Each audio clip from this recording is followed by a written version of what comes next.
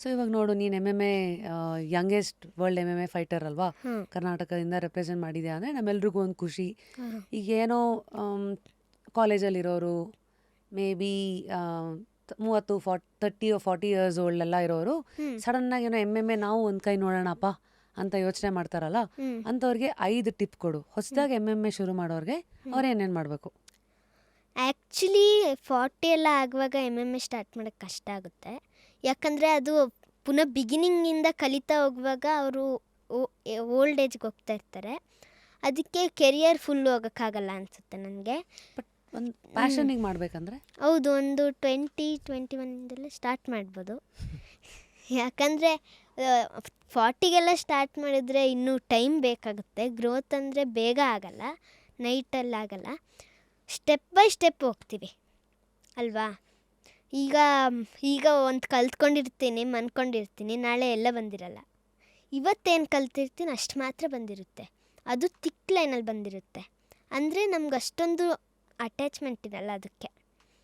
ಅದನ್ನ ನಾವು ಸ್ಟ್ರಾಂಗ್ ಮಾಡ್ತಾ ಹೋಗ್ಬೇಕು. ಅದನ್ನೇ ಮಾಡಿ ಮಾಡಿ ಮಾಡಿ ಸ್ಟ್ರಾಂಗ್ ಮಾಡ್ತಾ ಹೋಗ್ಬೇಕು. ಓಹೋ. ಒಂದೇ ಸಲ ಹಿಂಗೆ ಸುಮ್ಮನೆ ಒಂದೇ ಸಲ ಹಿಂಗೆ ಪಂಚ್ ಮಾಡಿಬಿಟ್ಟು ಬಿಟ್ಟರೆ ಅದೇನು ಬರಲ್ಲ. Practice makes man perfect. ಹೌದು, ಆ ಥರ ಮಾಡಬೇಕು. ಆಮೇಲೆ ಒಂದು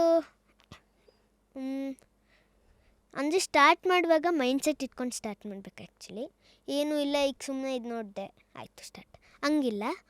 ವಾವ್ ಚೆನ್ನಾಗಿದೆ, ಇದು ನಾನು ಮಾಡ್ತೀನಿ, ಹಿಂಗೆಲ್ಲ ಮಾಡ್ತೀನಿ, ಹಂಗೆ ಮಾಡ್ತೀನಿ ಅಂತೆಲ್ಲ ಮೈಂಡ್ಸೆಟ್ ಇಟ್ಕೋಬೇಕು. ಒಂದು ಬ್ಲೂ ಪ್ರಿಂಟ್ ಇಟ್ಕೊಂಡು ಇಳಿಬೇಕು. ಹೌದು, ಸುಮ್ಮನೆ ಟೈಮ್ ಪಾಸಿಗೆ ಮಾಡ್ದಂಗೆ ಮಾಡ್ಬೋದು. ಓಕೆ, ಅದು ಬೇರೆಯವ್ರಿಗೂ ಹಿಂಸೆ ಆಗ್ಬೋದೇನೋ ಅಲ್ವಾ. ಆಮೇಲೆ ಮೂರನೇ ಪಾಯಿಂಟ್ ಏನಂದರೆ, ಈಗ ಏನಾದರೂ ಒಂದು, ಈಗ ಅವರು ಸುಮ್ಮನೆ ಹೋಗಿರ್ತಾರೆ, ಕಲಿತಿರ್ತಾರೆ ಆಯಿತಾ, ಅವ್ರದ್ದು ಡೆಡಿಕೇಶನ್ನು ಇದು ಡ್ರೀಮ್ಸ್ ಎಲ್ಲ ಇರುತ್ತೆ. ಮಧ್ಯದಲ್ಲಿ ಗಿವ್ ಅಪ್ ಮಾಡಿಬಿಡ್ತಾರೆ. ಈಗ ಕೋಚು ಇದಕ್ಕೊಂದು ಫೈಟ್ ಇದೆ ಅಂತಾರೆ ಆಯಿತಾ, ಆಗ ಗಿವ್ ಅಪ್ ಮಾಡಬಾರ್ದು. ಯಾಕಂದರೆ ಕೋಚಿಗೂ ಒಂಥರ ಸ್ಟ್ರೆಸ್ ಇರುತ್ತೆ, ನಮ್ಮ ಫೈಟರ್ಸ್ನ ರೆಡಿ ಮಾಡಬೇಕು ಅಂತ. ನಮ್ಮಪ್ಪ ಅದೇ ಹೇಳ್ತಾರೆ, ನೀವು ಮಾಡಿ, ಅದು ಕೋಚ್ ಕೈಲಲ್ಲ ಇರೋದು, ಅದು ಸ್ಟೂಡೆಂಟ್ ಕೈಲಿರೋದು. ಯಾಕಂದರೆ ಅವ್ರ ಡ್ರೀಮ್ಸು, ಕೋಚ್ ಡ್ರೀಮ್ಸು ಕ್ಲಬ್ನ ಬೆಳೆಸೋದು, ಫೈಟರ್ಸು ಅವ್ರದ್ದು ಕನಸನ್ನ ಇಟ್ಕೋಬೇಕು. ಈಗ ಈ ಫೈಟರ್ ಹೋದರೆ ಕೋಚಿಗೆ ಇನ್ನೊಬ್ಬರು ಇರ್ತಾರೆ, ಆದರೆ ಇವರಿಗೆ ಅವರೊಬ್ಬರೇ ಅಲ್ವಾ, ಅವ್ರದ್ದು. ಅದಕ್ಕೆ ಆ ಥರ. ಓ ಮೈ ಗಾಡ್, ಏನು very nice. So practice makes man perfect. ಪದೇ ಪದೇ ಮಾಡಿ, ಟೈಮ್ ಪಾಸಿಗೆ ಬರಬೇಡಿ. ಹೌದು. ಮೂರನೇದು ಒಂದು ಬ್ಲೂ ಪ್ರಿಂಟ್ ಇಟ್ಕೊಂಡು ಬನ್ನಿ.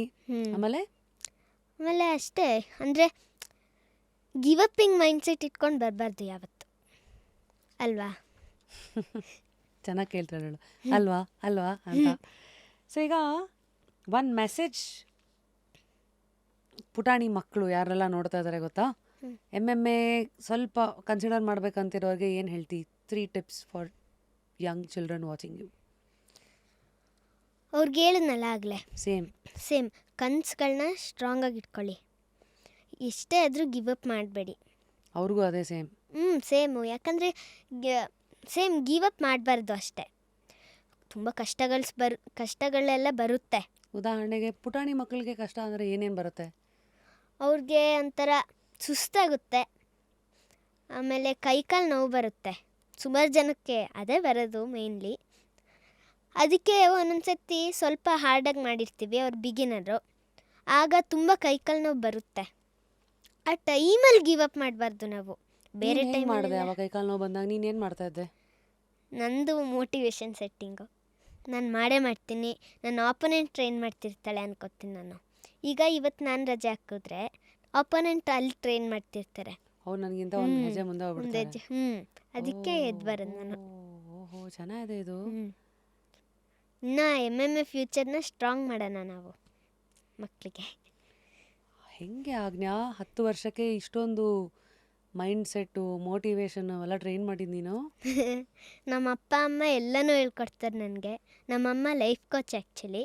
ಅವರು ಮೈಂಡ್ಸೆಟ್ ಹೆಂಗೆ ಸೆಟ್ ಮಾಡೋದು, ಸುಮಾರು ಜನಕ್ಕೆ ಮೈಂಡ್ಸೆಟ್ ಎಲ್ಲ ಹಾಳಾಗಿರುತ್ತೆ, ತುಂಬ ಸ್ಟ್ರೆಸ್ ಆಗಿರುತ್ತೆ, ಅದನ್ನೆಲ್ಲ ರಿಲೀಫ್ ಮಾಡೋದು, ಮೆಡಿಟೇಷನ್ ಮಾಡಿಸ್ತಾರೆ, ಸುಮಾರು ಏನೇನೋ ಹೇಳ್ಕೊಡ್ತಾರೆ. ಹಿಂಗೆ ಹಿಂಗೇನೆ ಅಂದರೆ ಮೆಡಿಟೇಷನ್ನು ಮಾಡೋದು.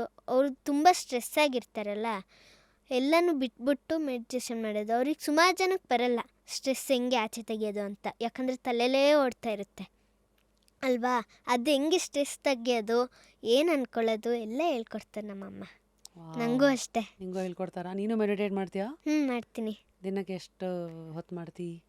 ದಿನಕ್ಕೆ ಅಮ್ಮಂಗೆ ಅಷ್ಟೊಂದು ಟೈಮ್ ಇರಲ್ಲ, ಅದಕ್ಕೆ ನನಗೂ ಟೈಮ್ ಇರಲ್ಲ ಆ್ಯಕ್ಚುಲಿ. ಮಾಡ್ತೀನಿ, ಸಂಡೇಸು ಸ್ಯಾಟರ್ಡೇಸ್ ಎಲ್ಲ ರಜೆಗಳಿರುತ್ತಲ್ಲ ಆಗ ಮಾಡ್ತೀನಿ ನಾನು. ಸೊ ಮಕ್ಕಳಿಗಾಯಿತು, ಅಪ್ಪ ಅಮ್ಮಂಗೆ ಎನಿ ಮೆಸೇಜ್? ಮಕ್ಕಳು ಅವ್ರ ಕನಸು ಇಟ್ಕೊಂಡಿರ್ತಾರೆ, ಆದರೆ ಅಪ್ಪ ಅಮ್ಮಂದಿರು ಒಂದೊಂದ್ಸತಿ ಏನು ಮಾಡ್ತಾರಂದರೆ, ಈಗ ಎಮ್ಮೆಮ್ಮೆನೇ ಅಂದ್ಕೊಳ್ಳಿ, ಮಕ್ಕಳು ಅದು ತುಂಬ ಕಷ್ಟ ಇದೆ ಮಾಡಬೇಡ, ಅದು ತುಂಬ ಕಷ್ಟ ಇದೆ ಮಾಡಬೇಡ ಅಂತಾರೆ. ಸುಮಾರು ಜನ ನೋಡಿದ್ದೀನಿ ನಾನು. ಓದು ಬರೀ ಓದು ಬರೀ ಓದು ಬರೀ ಅಂತ ಹೇಳ್ತಿದ್ರು. ಹಂಗೆ ಮಾಡಬೇಡಿ, ದಯವಿಟ್ಟು ಹಂಗೆ ಮಾಡಬೇಡಿ. ಆಮೇಲೆ ನಿಮ್ಮ ಮಕ್ಕಳಿಗೆ ಸ್ವಲ್ಪನಾದರೂ ಆಟಾಡಕ್ಕೆ ಬಿಡಿ. ಬರೀ ಎಜುಕೇಷನು ಅಲ್ಲ, ಅಥವಾ ಎಜುಕೇಷನ್ನೇ ಬೇಡ ಅಂತಲೂ ಅಲ್ಲ, ಆಟಾಡಲೂಬೇಕು, ಅವ್ರಿಗೆ ಆ್ಯಕ್ಟಿವಿಟೀಸ್ ಇರಬೇಕು, ಆಗ ಫಿಟ್ ಆ್ಯಂಡ್ ಹೆಲ್ದಿ ಆಗಿರ್ತಾರೆ. ಸೊ ಇದೆರಡು, ಒಂದು ಮೋಟಿವೇಶನ್, ಒಂದು ಎರಡನೇದು ಬ್ಯಾಲೆನ್ಸ್.